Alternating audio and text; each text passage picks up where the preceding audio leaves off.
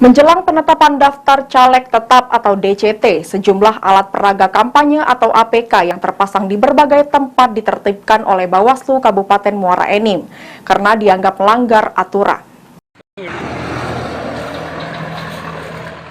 Kontestasi politik menjelang pemilu atau pemilu legislatif mulai terlihat.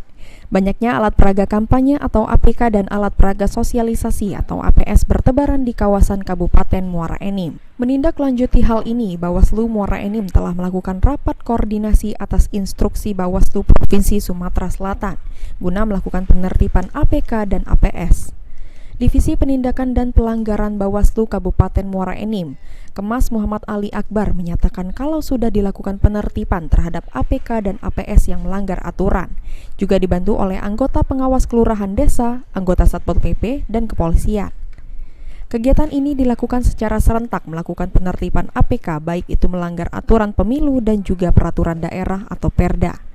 Karena berada pada lokasi terlarang, kita juga mengapresiasi bagi partai politik yang secara sadar menurunkan APK mereka secara mandiri, baik APK dari Bacalek maupun parpol itu sendiri. Kepada partai politik melakukan penertiban secara mandiri dalam waktu 5x24 jam.